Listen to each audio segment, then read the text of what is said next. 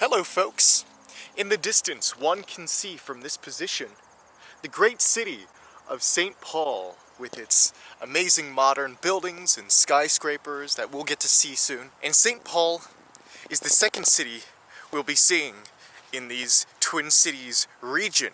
It's a huge metropolis in Minnesota, and yesterday we got to see Minneapolis, the key city, the larger city. St. Paul's a little smaller, but that doesn't mean it has a lack of things to see and discover. This is once again going to be a packed day full of adventure and excitement and just the whole learning experience of visiting this city is going to be tremendous for us. Now in America, it's usually one city that's the center of a region. A lot of times, especially now in the recent age, large cities have engulfed other smaller towns that used to be competitive rivals maybe 100, 150 years ago. But Minneapolis and St. Paul are generally evenly matched, relatively. Obviously, Minneapolis is a little bit larger than St. Paul, but you get the idea. That's why here in Minnesota, the baseball team is called the Twins, paying respect to the great legacy that the Twin Cities have offered to this state of Minnesota.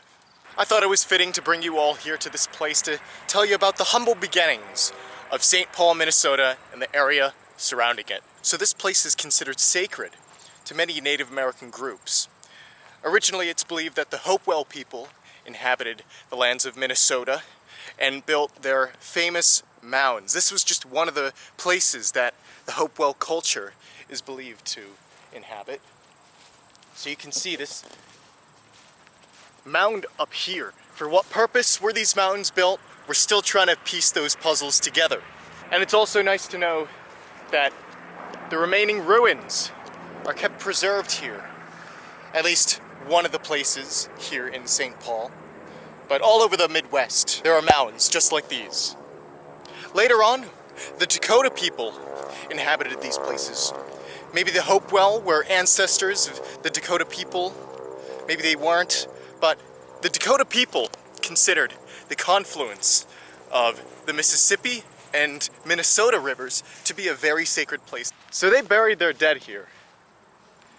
And to this day, it remains a sacred place.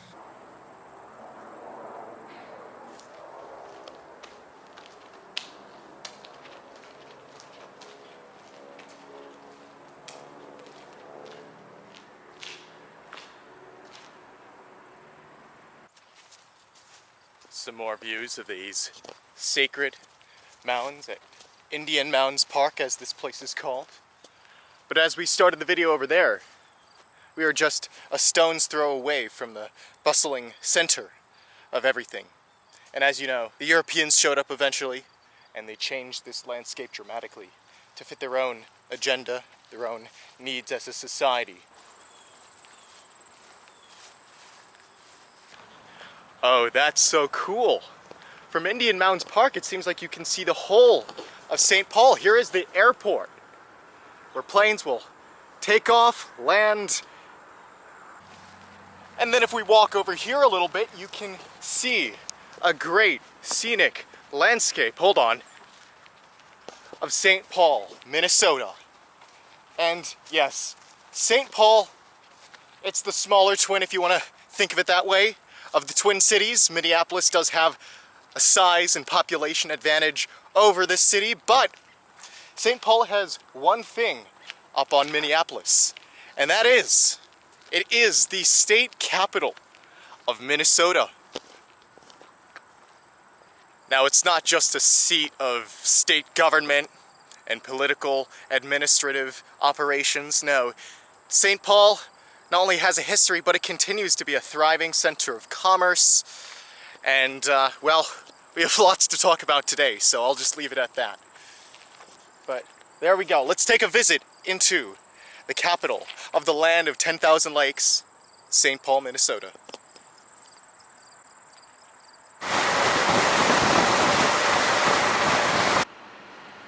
Wait.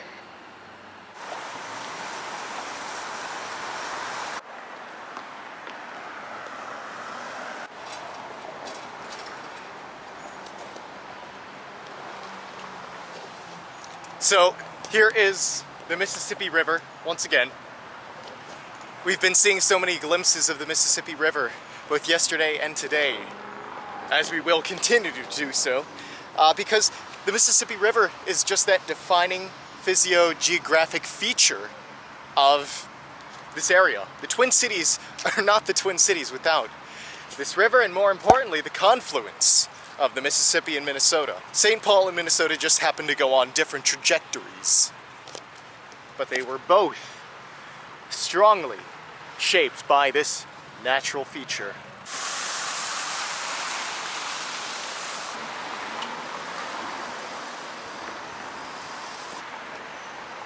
I do find it interesting. Look how far this city has come from its humble beginnings as a place right along the river. I mean, you could see the different networks of transportation throughout time.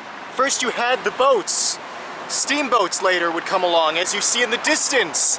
But originally, maybe canoes or small little rowboats or something. Then you have the railroads. The railroads came along and superseded anything that happened along the water. And then finally you have the most modern form of transportation, the roads, with the cars. Automobiles took over. Such an interesting environment to see how St. Paul has evolved. Originally, it was a place just along the river. This is one of the northernmost points you can travel by boat on the Mississippi River because, as we saw in Minneapolis, there are those daunting rapids and waterfalls. And you can't get your little dinghy, rowboat, canoe, whatever you had back then, up those, well, it was a natural fall. Now it's not so much, but you get the idea. Such a waterfall cannot bring a boat from the bottom to the top. That's not how gravity physics work. So people were limited to this area. This was the northernmost terminus. So people set up shop here. Minneapolis had the mills, but St. Paul was really big into the fur trade.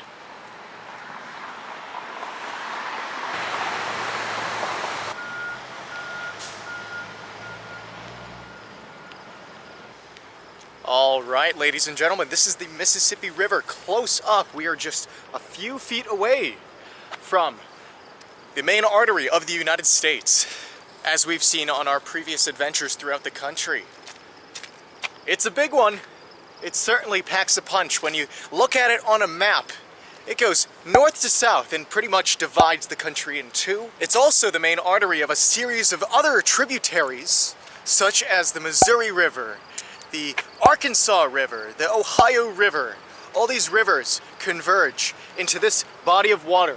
And this has allowed people throughout American history to transport their goods long distance. I cannot explain or elaborate to you just how important this river is in the country's history. It has completely transformed the US as we see it today. It brought the US into the modern times, changing it from a loose confederation of agricultural areas to a modern superpower. As one may work their way up through the Mississippi River, they'll find a series of cities, New Orleans, Memphis, St. Louis, all which could not have been so prosperous without this Mississippi River. But perhaps the Twin Cities area, Minneapolis and right here in St. Paul, could be seen as one of the most interesting in the course of the river. I mean, you can see river boats here from the past and, well, other boats sailing along here. But after you travel north of the Twin Cities, this river, well, it becomes a lot more unpredictable. There are less dams to control the flow of the water, and you're left with, well, a lot of just these small towns on its shore, on its bank. And then you get into the real forests, right at like the real extreme of the Mississippi River. Yeah, you're just gonna have forests, and well, its headwaters are in the middle of the woods. So yeah, just wanted to bring you all here to the Mississippi River once again for two reasons. Just to see it, to see its might and beauty. And two, I've noticed so far on my time here in the Twin Cities that the drivers, well, are they really good at driving? No, absolutely not. I'm sorry to say it to the folks of the Twin Cities, Minneapolis and St. Paul, but you're not at the Talladega Speedway. You're in the Twin Cities. Let's have a reality check here and drive well. Let's not zigzag through the highways. Let's also not be at the tail of the driver in front of you, going 20 miles above the speed limit. Let's not do that. I will say to the rest of Minnesota, you're good drivers. You seem to be very watchful, very observant of other cars in the highway. Yeah, it's literally just the Twin Cities, where traffic is, well, the name of the game there is chaos, insanity. The Mississippi River here in St. Paul, it was used to facilitate transportation. St. Paul became a huge transportation hub, and that was in large part due to this river. Anyway, St. Paul, Minnesota downtown, let's see what you have in store for us.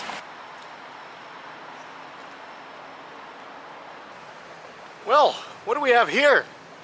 Looks like a statue of St. Paul's most famous child. This is Herb Brooks. Do you believe in miracles? Well, he certainly did. Herb Brooks was the man who led the team to win the Miracle on Ice. This was in 1980 in Lake Placid, New York. The American ice hockey team was facing its biggest challenge yet, the Soviets. And in the height of the Cold War, it was a fierce competition on the ice. Herb Brooks was the head coach of this Olympic team. They were trying to go for the gold, but they knew that the Soviets were very, very skilled, and they had little chance, if any, to beat them over. However, Herb Brooks was not going to give up so easily. And in the end, after a very, very close match, the USA pulled it out against the USSR. And now, well, you know what happened. It's the greatest moment in sports history, the Miracle on Ice. Now, I'm not really the biggest of sports fans. I can't tell you which team won the championship in this year with certain players and certain coaches at the helm. But you don't have to be a sports fan to appreciate the Miracle on Ice. This was the greatest sporting event of the 20th century. At least, that's what it was at the time. Without St. Paul, Minnesota being the hometown of the coach Herb Brooks, being the city which fostered his growth and character development into the icon of a coach he was, there would be no Miracle on Ice.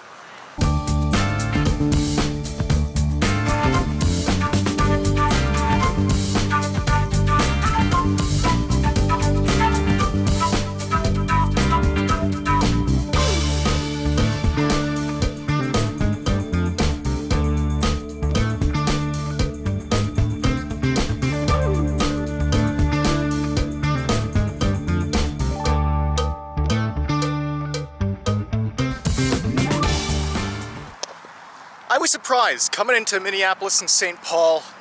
I didn't really expect the streets to be so walkable. Good job to those who have built and maintained this city of St. Paul, because I'm finding myself enjoying very deeply the way to get to places. It's all within a walk. I don't have to drive very much at all. But anyway, we have arrived at another great site here in St. Paul, Minnesota. It's easy to forget that with all the attractions that there are in this city, that this is still a state capital. And of course, that means we have arrived at the state capital of Minnesota. Yeah. You know, I should have put a little more research. I'm surprised. It seems like this is one of those over-the-top Capitol buildings that I didn't even know. Yeah, I mean, it looks nice. It looks a little too nice, honestly. It's a lot of money going into the design.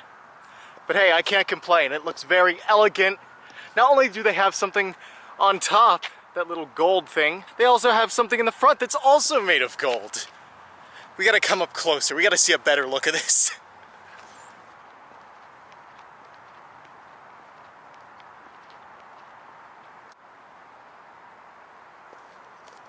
Yeah, I shouldn't give it too much flack. Sometimes I complain about Capitol buildings looking too ugly or too basic, too much like an ordinary building, and well, Minnesota does not look like an ordinary building. You can tell that this is the state capital of Minnesota. It's very ornate. It's got all you want. It looks like that quintessential government building. Minnesota, believe it or not, is quite a large state for the Midwest, I'll say. It's around the size of all those western states, so for a big state like Minnesota, big capital, seems legit to me. Yeah, it's got its own capitol grounds as well. Quite a large space. Let's see if it's just as fancy on the inside.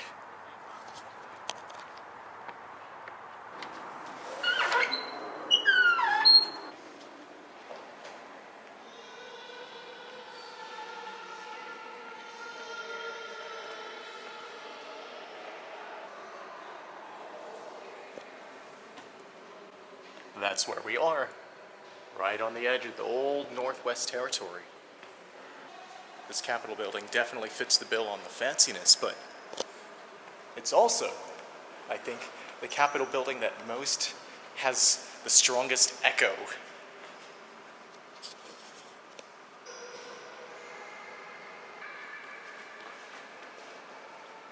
I swear, this is a place full of corridors, hallways. Looks like an old mansion that I'm gonna get lost in.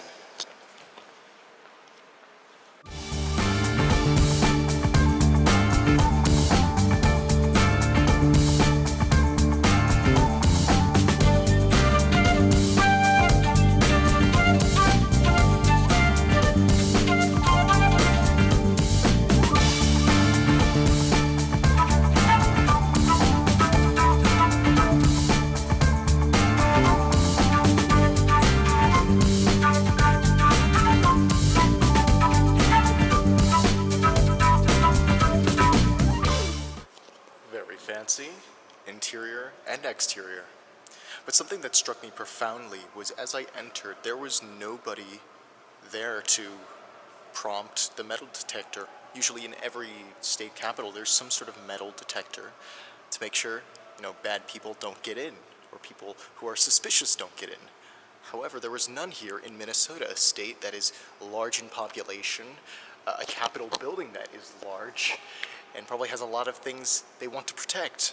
So I was talking with a security guard off camera, and she said something like, well, it's because it's the people's Capitol building. So that struck me because different states have different ways of dealing with universal issues.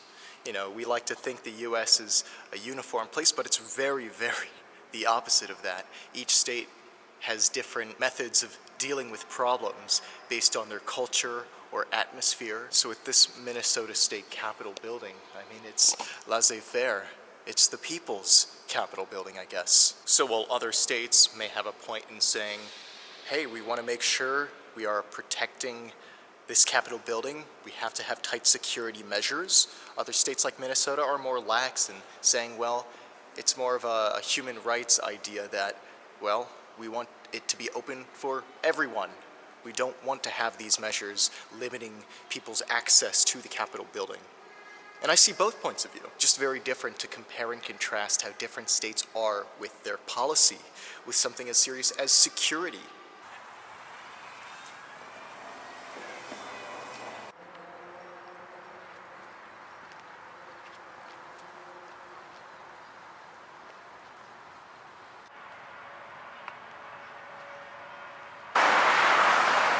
Now, for any typical capital city, one might think, okay, premier structure landmark. That's gotta be the Capitol building, right? And this truly is a large Capitol building, I will not doubt that.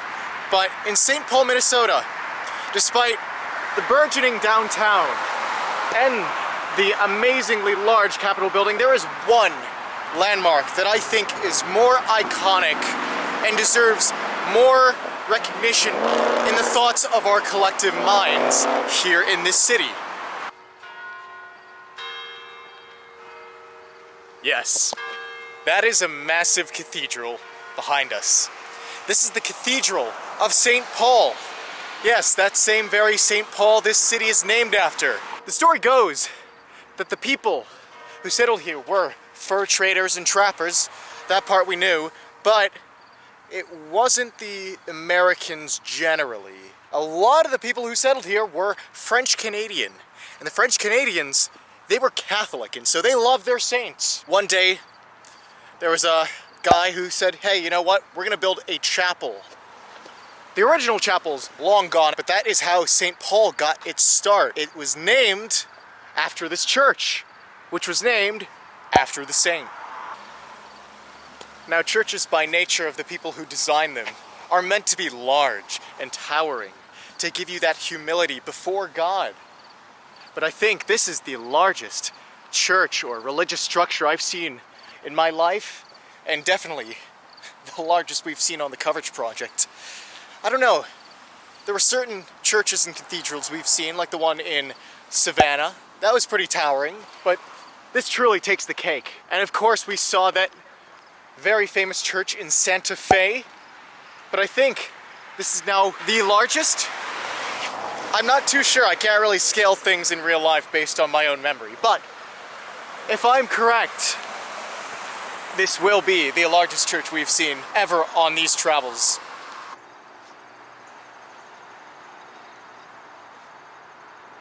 Yeah, now this church is definitely one for the books. I hope we're not too late. I hope we can go inside and see, I'm sure, what looks to be an ornate, beautifully decorated interior.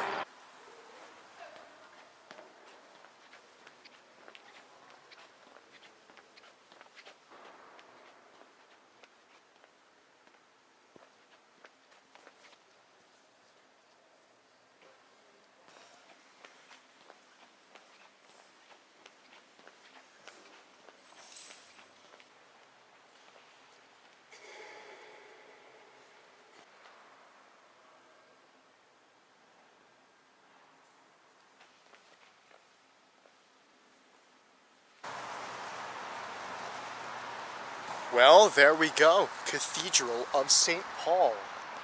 On the high ground, against a great backdrop, the downtown St. Paul area. I'm not a very religious person. I don't belong to any denominational church or group. But I do find the idea of religion and spirituality very intriguing, fascinating. And every time we stop by a great church, it gives me the opportunity to go inside and not just take a look at what's inside, but also sit down and reflect on things that are beyond me as a person, things that are greater than us as people. It's just something I like to do.